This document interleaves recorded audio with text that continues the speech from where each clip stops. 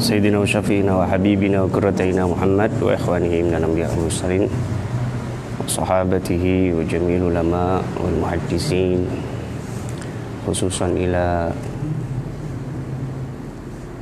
Syekh Nawawi Banten wa ila Syekhina Syekh Badruddin Anwar, Syekhina Syekh Anwar Nur, Syekh Ahmad Wahid, jami'a satidina. Al-Fatihah.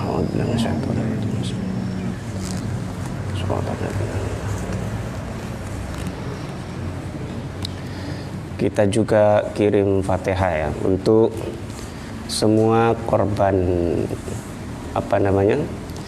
virus corona itu yang sedang sakit, semoga segera disembuhkan oleh Allah Subhanahu wa taala, dan kita semua rakyat Indonesia secara khusus dan seluruh rakyat dunia semoga segera diangkat virus corona ini dari bumi kita. Amin Allahumma amin. Al-Fatihah.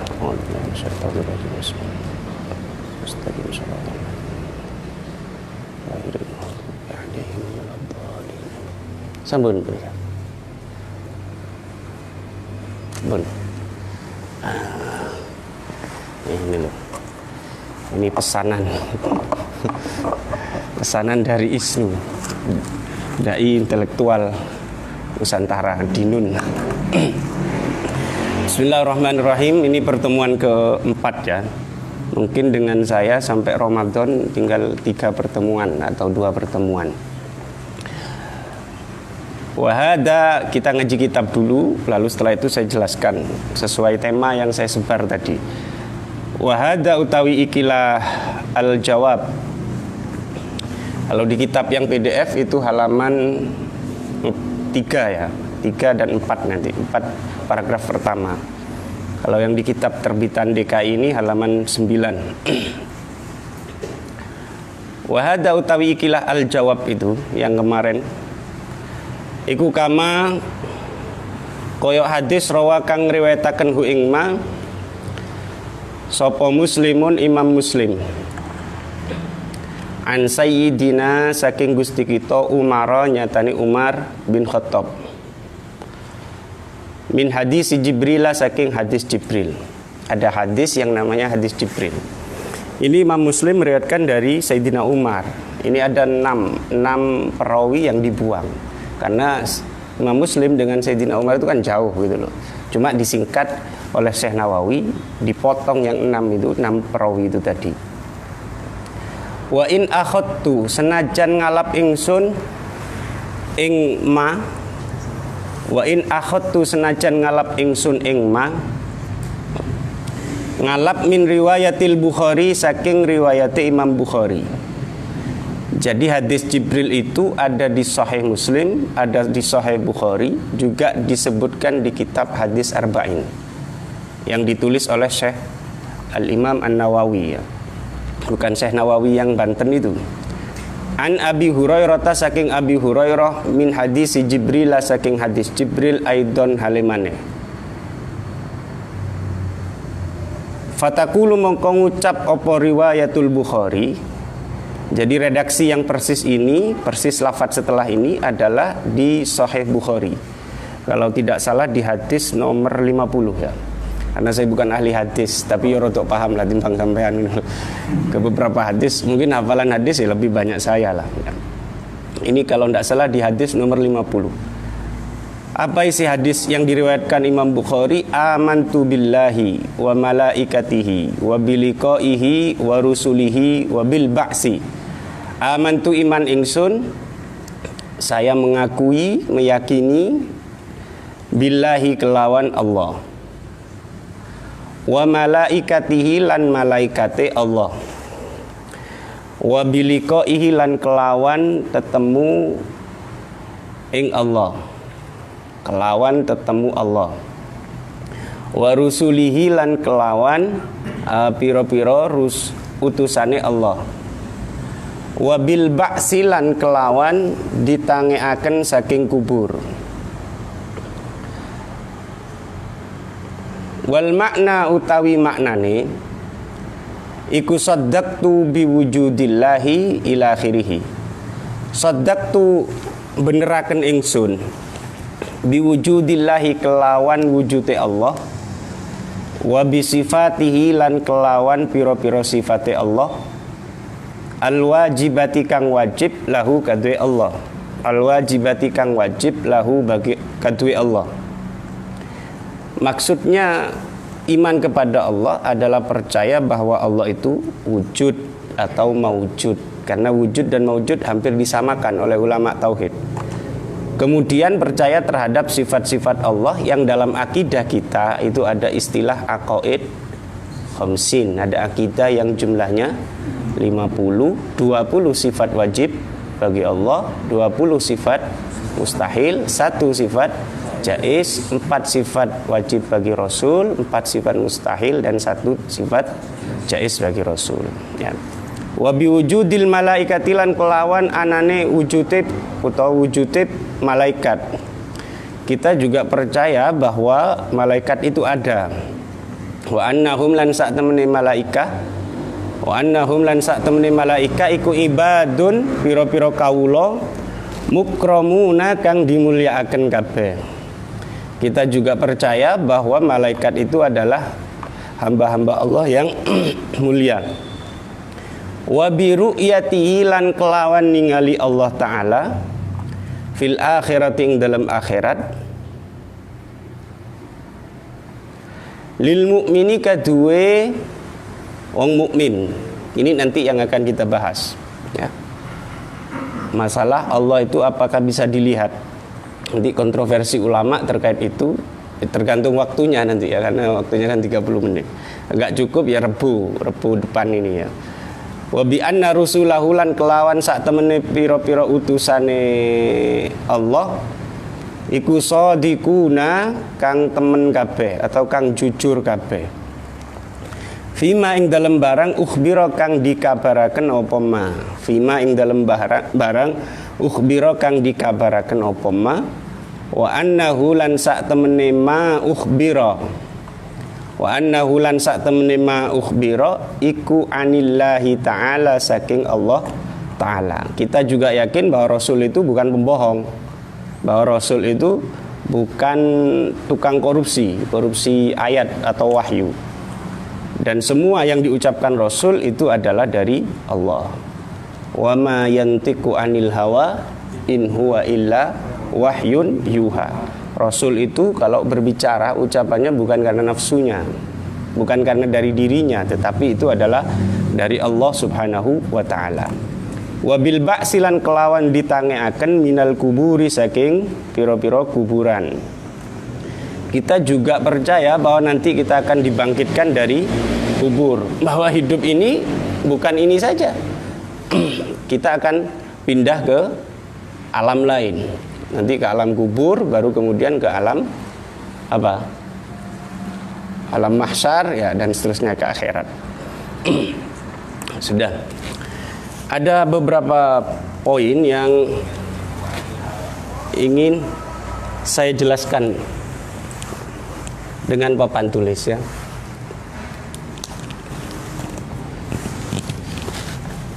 Jadi di dalam kajian hadis, wis pokok sampean ero ngono lho, ada hadis namanya hadis Jibril ya.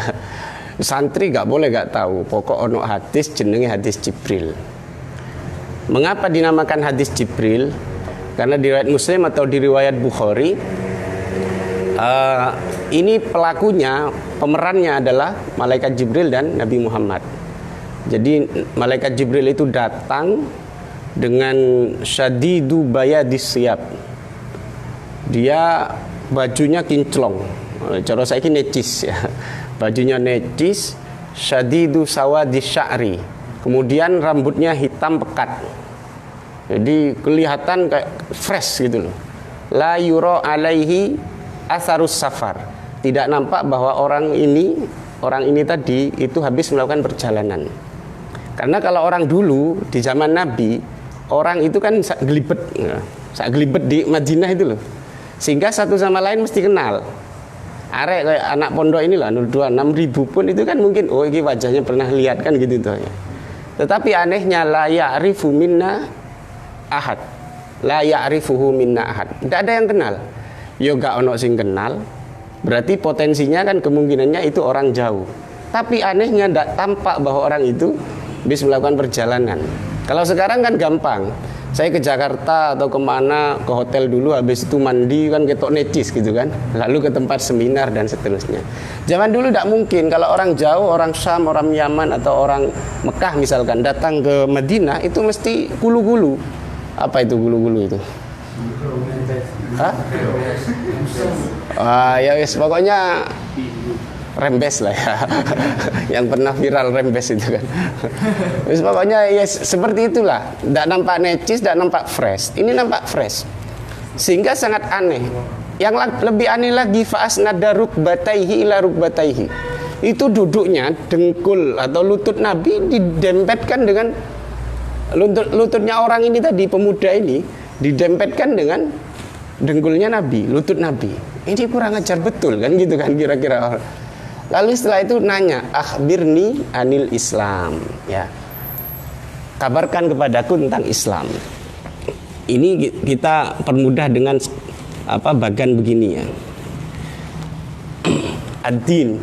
Karena di akhir hadis itu, hada Jibril atakum yu'allimukum dinakum. Ini yang datang adalah Jibril, mengajarkan kepada kamu agama kamu, ad-din. Ada beberapa poin, tapi poin pentingnya itu adalah 3. Yang pertama, akhbirni anil Islam. Jelaskan padaku Muhammad, ya Muhammad, akhbirni anil Islam. Jelaskan padaku apa itu Islam. Ini pertanyaan, ya. Lalu Nabi menjawab, al-Islam an tashhada alla ilaha illallah wa anna Muhammadan Rasulullah. Yang pertama, Islam itu adalah syahadat, ya. Mengucapkan syahadat, asyhadu alla ilaha illallah wa asyhadu anna Muhammadan Rasulullah. Yang kedua, wa tuqimas shalah. Salat fardu 5. Islam adalah melaksanakan 5 salat fardu. Yang ketiga adalah apa sih? Zakat sih apa poso sih? Zakat dulu. Wa tu'tiyaz zakah. Zakat harta atau zakat diri. Kalau zakat diri itu adalah zakat fitrah. Hampir semua orang mengeluarkan zakat fitrah ya. 4 adalah puasa Ramadan, yang ini sebentar lagi akan datang, mungkin kurang 10 hari ya, kurang 12 hari atau berapa. Yang kelima adalah wa tahujjal baita in istata'ta ilaihi sabila. Haji 5 ini. Makanya karena umroh tidak masuk dalam hadis Jibril ini, maka kemudian ulama berbeda pendapat. Ada yang mengatakan, kalau madhab Syafi'i mengatakan umroh itu wajib seperti haji. Sementara Imam Malik, Imam Abu Hanifah itu mengatakan tidak wajib. Buktinya apa? Tidak dimasukkan di rukun Islam gitu loh. Yang dimasukkan adalah haji saja. Lalu setelah bertanya begitu dijawab oleh Nabi. Ini yang jawab Nabi begini. Kemudian dia menjawab orang itu, shadaqta, benar kamu Muhammad gitu. Sehingga sahabat itu aneh, fa'ajibna yas'aluhu wa yusaddiqu. Kami ini heran, kok ada orang kok tanya-tanya sendiri, habis itu dijawab kok dibener-benerkan sendiri. Artinya orang ini kan sudah tahu gitu loh. Maka di dalam teori pendidikan itu, teori pembelajaran, anak atau mahasiswa atau santri atau murid itu boleh bertanya sesuatu yang sudah diketahuinya dengan tujuan apa? Agar teman-temannya yang lain tahu. Misalkan saya jadi mahasiswa ya, atau saya jadi murid ya. Lalu saya nanya pada dosen saya, pada guru saya, dosen ini apa hukumnya ini? Padahal saya sudah tahu. Ini bukan dalam rangka mengetes kemampuan ustadznya, kemampuan dosennya, tapi dalam rangka apa yang saya ketahui ini agar jawabannya nanti juga diketahui oleh teman-teman gitu ya.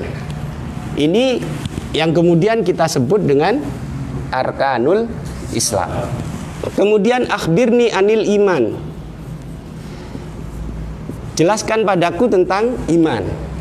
Al-imanu an tu'mina billah.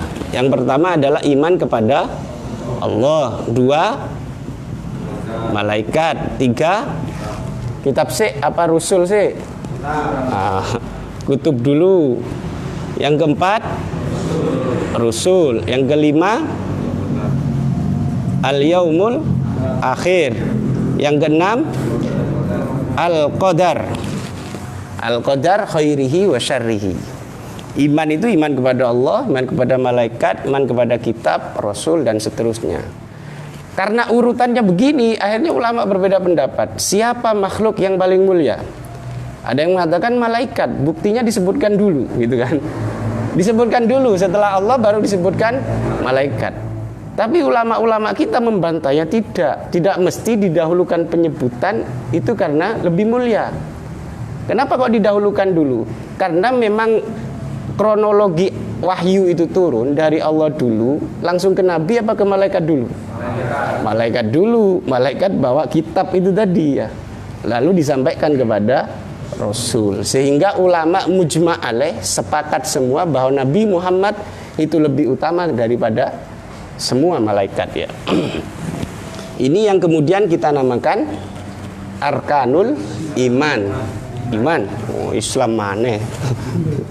Lalu yang ketiga, ini kemudian shadaqta ya Muhammad, benar kamu Muhammad gitu. Lalu yang ketiga adalah al-ihsan. Al-ihsan. Ihsan itu apa? Anta'budallaha ka'annaka tarahu. Kamu menyembah Allah seakan-akan kamu melihat Allah. Ka'annaka tarahu. Fa illam takun tarahu fa innahu yaraka. Kita ibadah kepada Allah, kita bahwa Allah itu melihat kita, ya, seolah-olah Allah melihat kita. Kalau tidak bisa begitu, maka derajat yang berikutnya di bawahnya, bahwa kita itu melihat Allah, seolah-olah kita itu melihat Allah. Ini yang diurus adalah kolbun, hati. Ini kan persoalan hati tuh. Kita merasa diawasi Allah itu persoalan fisik apa hati? Hati, perasaan kita, hati kita. Nah, kan namanya ini ihsan. Lalu dari hadis Jibril ini, pertanyaan saya begini, kalau ada orang baru masuk Islam, ada orang baru masuk Islam, misalkan siapa yang masuk Islam ke siapa itu? Gus Miftah itu? Siapa? Deddy Corbuzier. Sudah. Karena orang Wahabi itu kan mesti mengajak kita kembali ke Quran dan hadis. Oke, kita berikan misalkan ke Deddy Corbuzier. Ini ada hadis Sahih Bukhari, ini ada hadis Sahih Muslim. Misalkan kutubus sita lah semuanya ya. Ini Sunan Abu Dawud, ini Sunan Tirmidzi, Sunan Ibnu Majah dan seterusnya. Bahkan misalkan kitab-kitab hadis yang lain. Kemudian kita kasih terjemahan Quran. Gimana sholat? Ya sudah kamu pelajari itu. Bisa Banda? Tidak memungkinkan. Bahkan orang Wahabi sendiri pun, orang yang baru masuk Islam, tidak mungkin dikasih begitu ya. Mesti diajari sholat. Oleh siapa? Gurunya. Dari mana? Dari kitab-kitab yang ada itu tadi. Tentang kitab fikih.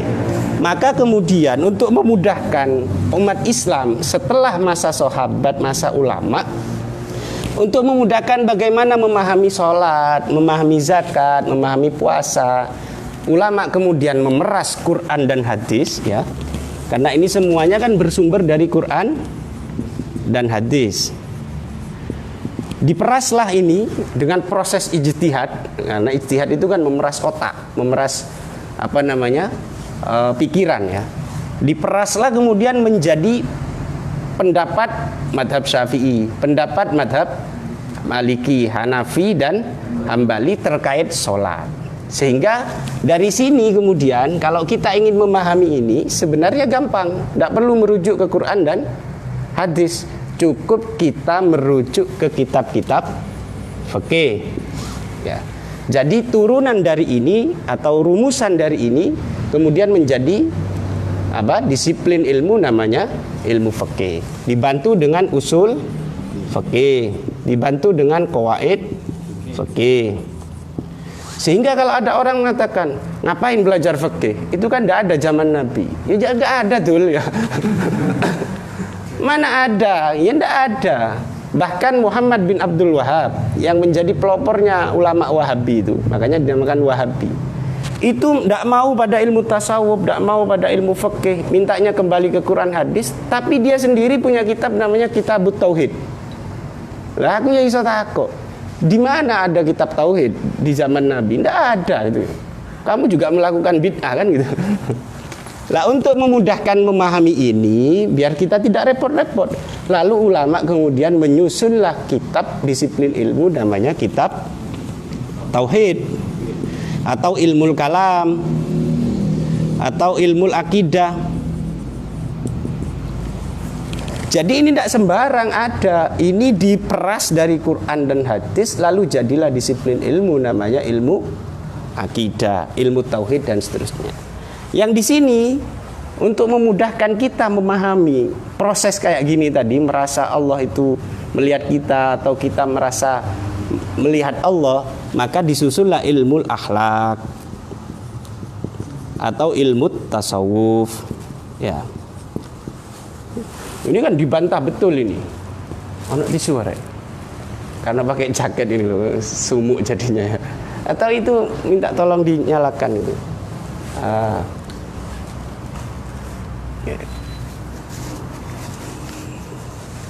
Sudah paham ini ya? Jadi kalau ada orang mengatakan, ngapain kita belajar ilmu fikih? Karena kita tidak mampu langsung untuk merumuskan sholat dari Quran dan hadis. Iso sampean? Tidak bisa. Makanya saya itu paling marah kalau ada ustadz atau dai yang baru lalu belajar Quran terjemah terus dakwah. Wah. Makanya teman-teman santri yang punya kemampuan itu harus berani dakwah. Ini sudah di live, ini kan di antara usaha kita untuk ya mengurangi mereka lah. Memahami Quran dengan terjemah. Akhirnya mengatakan bahwa Nabi itu pernah sesat. Karena di Al-Quran ada wawajadaka dolan fahada. Dan Allah menemukan kamu Muhammad dolan itu sesat. Lalu Allah memberikan petunjuk. Nabi itu pernah bejat dulu, sesat dulu. Padahal kalau kita ngaji tauhid, itu ijma ulama sudah bahwa Nabi itu maksum sejak kecil. Ya. Pernah saya sampaikan apa bedanya karomah dengan mukjizat. Kalau karomah itu dimiliki wali, biyen bejat gak popo, marengono tobat jadi wali metu karomahnya. Tapi kalau mukjizat ini tidak boleh, asalnya bejat kemudian tobat jadi nabi. Tidak boleh. Jadi mukjizat itu sudah dimiliki orang yang dari kecil, dari baru lahir itu tidak pernah nakal. Tidak pernah nakal. Urusan rembes itu gak roh. Kalau urusan rembes itu gimana wis? Kontroversi lah itu ya. Makanya kalau ada ajakan, kita kembali ke Quran hadis, saya sebentar dulu. Apakah kita sudah cukup untuk ilmunya kita untuk memahami Quran hadis? Tidak cukup. Saya kasih beberapa contoh ya. Satu, zaman Nabi itu kalau sholat itu kan pakai sandal. Ya. Kanan Nabi SAW idza shalla mutana'ilan ya, wa mutarajjilan. Nabi itu kalau sholat kadang pakai sandal, kadang tidak pakai sandal. Lah itu yang pakai sandal itu sahih. Lalu kamu karena baca itu terjemah, oh kalau sholat pakai sandal ya gitu ya. Akhirnya kamu ke masjid jami, ke masjid mana-mana itu pakai sandal. Kenapa? Karena Nabi sholatnya pakai sandal. Dan sahabat itu juga begitu, karena Nabi pakai sandal juga semuanya gitu kan. Begitu Nabi melepas sandalnya ditaruh di sebelah kanan Nabi, itu sahabat semua melepas sandalnya ditaruh di sebelah kanannya semua. Begitu Nabi noleh, lo ngapain ditaruh sebelah kanan? Lo niru panjenengan Nabi naruhnya di sebelah kanan. Ini cara Nabi ini aku yo. Oh ini goblok temen dah gitu kan. Itu di sebelah kanan kamu, ya. Tapi kan ada orang di sebelah kananmu. Jadinya kan di sebelah kiri teman kamu, ya. Nah, saya sholat begini, ini tak taruh di kanan. Di sini ada Pak Bika. Pak Bika taruh sebelah kanannya, ya. Kan sama, di kirinya Pak Bika ada sandal saya, di kirinya Cak Den ada kan sandalnya Pak Bika. Terus gimana Nabi? Wal yaj'alhuma bainar rijlain. Kalau kamu sholat berjamaah begini jangan taruh sebelah kanan. Kecuali kamu jadi imam, tapi taruhlah di bawah kaki kamu, di antara kaki kamu. Pernah Nabi ekstrim ya, itu sholat. Bahasanya dalam hadis ketika sholat. Itu Nabi alqona alaihi. Sandalnya dilempar oleh Nabi. Jadi pas tengah-tengah sholat sandalnya dilempar. Sahabat langsung, Nabi kok melempar sandal ini? Kita lempar semua sandal. Fa'alqauni alahum. Sahabat itu semuanya langsung melemparkan sandal ya. Melemparkan. Kemudian Nabi setelah sholat, mahamalakum ala ilqaikum ni'alakum. Apa yang membuat kamu melemparkan sandal? Loh, kami melihat panjenengan melempar sandal Nabi. Kita kan ingin meniru, 100% ingin meniru. Akhirnya dilempar sandalnya. Kemudian Nabi menjawab, Ja'ani Jibril fahbaroni anna fihi ma'ada. Tadi ada Jibril datang saat saya sholat, terus ngasih kabar bahwa di sandal saya itu ada najis. Maka kalau tidak ada najisnya, boleh kita sholat di atas sandal. Tapi kalau di masjid kita dimarahi sama takmirnya. Lo beli karpet itu mahal ya. 1 meter bisa 600.000. Moro-moro kabeh semua orang masuk dengan sandalnya dimarahi. Di zaman Nabi tidak ada karpet itu ya. Tidak ada keramik, tidak ada marmer. Sehingga tidak bisa. Hadis itu harus dicari asbabul wurudnya, harus dicari padanannya. Ada ndak yang bertentangan dengan hadis ini? Panjang lebar. Lah makanya karena kita itu ndak mau repot-repot begitu, kita ya sudahlah, kalau urusan sholat kita baca kitab Safinah ya, kitab takrib, itu sudah cukup. Kita sholat belajar lewat kitab fikih. Lo kok gak langsung ke Quran hadis? Utekku gak jutul dul. Otak saya itu tidak mampu untuk mengumpulkan hadis-hadis yang menjelaskan tentang sholat. Bisa? Sampean bisa? Sulit, wong belajar fikih aja sulit kok. Apalagi belajar itu ya. Makanya kalau ada ajakan ke Quran hadis, loh, kita itu sudah pakai Quran hadis, tapi versinya yang ditafsiri oleh madhab Syafi'i gitu loh, yang ditafsiri oleh madhab Hanafi, yang ditafsiri oleh madhab Maliki, madhab Hambali. Sudah. Terkait iman juga begitu. Terkait iman juga begitu. Ini waktunya masih ada ya? Oh, masih cukup lah ya. Lalu yang kedua, kita akan belajar membahas tentang ru'yatullah.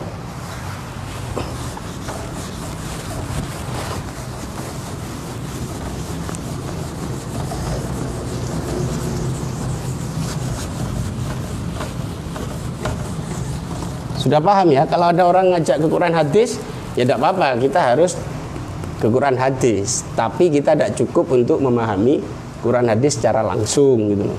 Tapi perlu anak-anak pondok itu. Makanya di Ma'had Ali, di Setik itu kan ditambah pelajarannya dengan Bulughul Maram, hadis ahkam.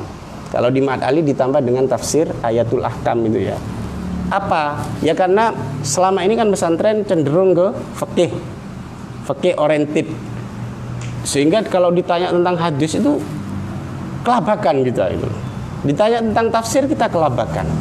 Makanya kita pesantren-pesantren itu sudah ada Ma'had Alinya, dan itu memang serius kajiannya. Lalu kita akan bahas tentang ru'yatullah. Ya. Cuma sebelum kita bahas tentang ru'yatullah, ada dua kubu sebenarnya di kalangan sahabat sendiri ya. Yang pertama kubu Aisyah. Yang kedua bukan kubu Khadijah ya. Bukan. Yang kedua ini kubu Ibnu Abbas. Abdullah Ibnu Abbas yang didoakan oleh Nabi, Allahumma faqihhu fiddin wa 'allimhu ta'wil.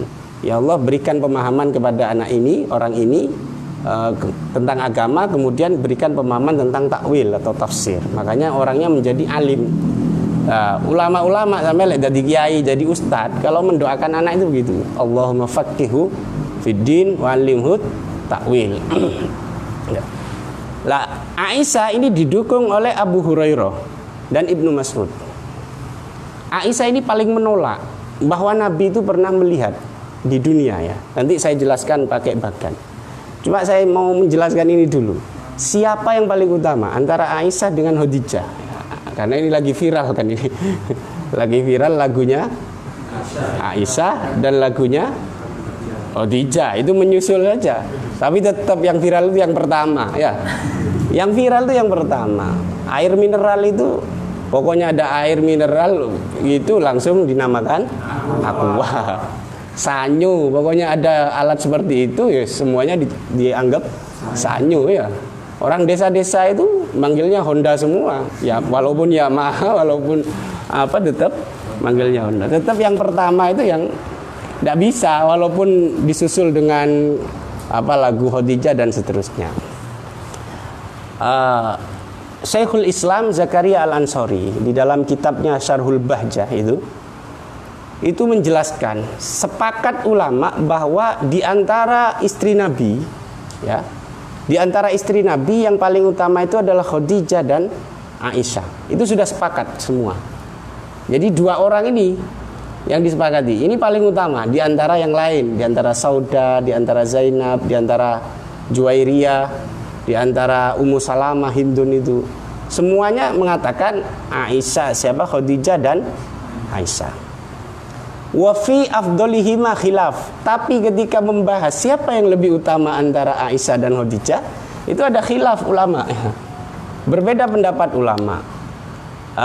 Ibnul Imad yang madhab Hambali itu mengatakan bahwa yang lebih utama itu adalah Sayyidah Aisyah. Kenapa? Karena transformasi atau transfer ilmu hadis yang mendukung perkembangan Islam, karena hadis itu kan banyak diriwayatkan, itu dari jalur Aisyah. Sementara istri yang lain apa perannya, begitu kan? Sehingga yang lebih utama adalah Aisyah. Tapi itu ditolak oleh Imam Abu Hanifah, ya. Abu Hanifah mengatakan, ada di kitab Mujmal Aqaidis Salaf.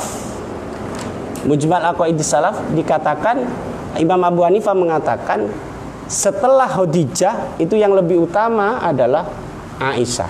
Jadi Khadijah dulu, kemudian Aisyah. Ini pernah juga Sayyidah Aisyah sendiri itu mengatakan kepada Nabi. Saya tadi sudah mencatat beberapa hadis, ya. Sayyidah Aisyah itu pernah bilang kepada Nabi, karena Nabi itu sering menyebut-nyebut Sayyidah Khadijah. Padahal Sayyidah Khadijah itu sudah wafat. Wafatnya 3 tahun sebelum hijrah. 3 tahun sebelum hijrah itu sudah wafat. Ini disebut terus. Bahkan kata Anas bin Malik, kana yuksiru dzikraha wa yastaghfiru laha. Nabi itu sering menyebut istri tuanya itu, yang sudah almarhumah itu.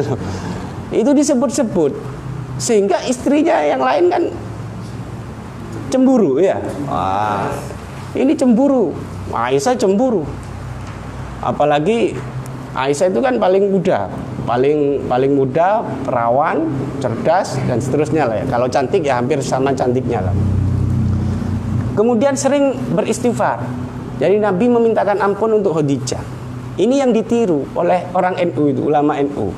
Jadi asalkan ada orang meninggal, lalu kita mintakan ampunan kepada Allah. Lalu dikemaslah dalam tradisi namanya tahlilan. Bahkan kata Anas bin Malik sesuai di hadis sahih, wa rubbama dhabaha syat. Terkadang Nabi itu menyembelih kambing. Summa yaj'aluha a'dha'a. Lalu kambing itu dipotong-potong jadi beberapa bagian. Summa yab'asuha fi sadaiki Khadijah. Lalu ini potongan-potongan kambing ini dikirimkan ke orang-orang terdekatnya Khadijah sebagai apa? Sebagai sedekah dari Khadijah. Makanya kita meyakini sedekah untuk mayit itu sampai nang mayitnya. Kita tahlilan kan apa niatannya? Sedekah, ya. Sedekah, makannya itu sedekah, berkatnya sedekah. Udah. Pernah juga, sehingga begitu Sayyidah Aisyah ini mengatakan, Nabi, ngapain sih kamu itu kok menyebut siapa? Khadijah terus. Innaha kanat ajuzan. Lah Khadijah wis tuwek, rondo. Ya.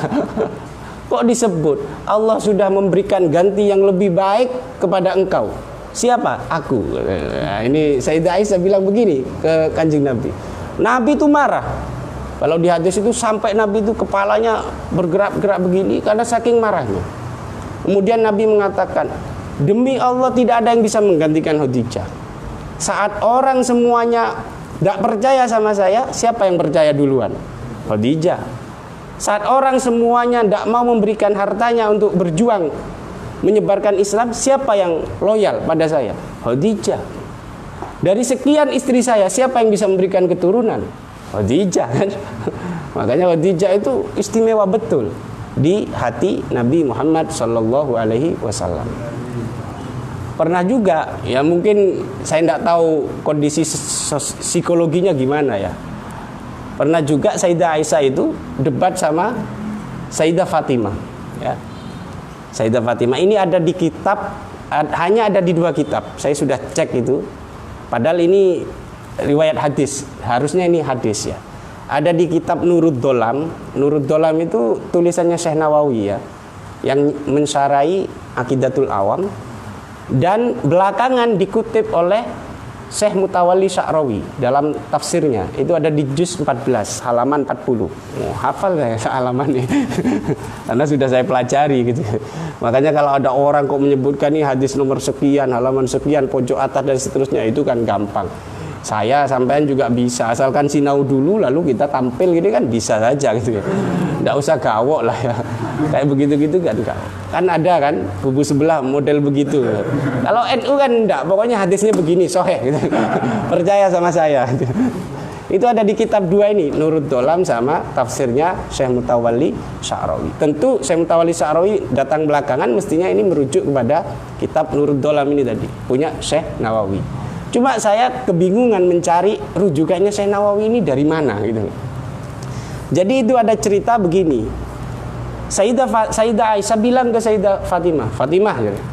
Dalam ibu, kira-kira begitu ya. Dalam ibu. Ana khairun min ummik. Saya itu lebih bagus, lebih mulia, lebih utama ketimbang ibu kamu gitu. Siapa yang enggak marah kalau begitu? Ibunya digitu kan itu. Marah ya. Akhirnya itu marah betul itu. Karena marah mangkel dia tidak bisa jawab. Ini jawab sekak seternya gimana? Tidak tahu. Maka dia melapor, mengadu kepada baginda Nabi Muhammad sallallahu alaihi wasallam. Apa alasannya Aisyah mengatakan bahwa dirinya lebih utama daripada Khadijah? Karena kata Aisyah, anna Rasulullah tazawwaja ummaki wa hiya sayyibun. Ya tentu lebih baik saya, lebih keren saya. Kenapa? Karena Rasul menikahi ibu kamu dalam kondisi ibu kamu janda, rondo. Kadek dirabi rondo pingkale 2 kali kan. Janda 2 kali itu. Umurnya 40. Wa tazawwajani Rasulullah wa ana bikrun. Sementara saya menikahi saya itu dalam kondisi perawan. Ayo hebat mana perawan dengan rondo? Perawan dengan janda itu hebat mana? Kalau janda lebih berpengalaman.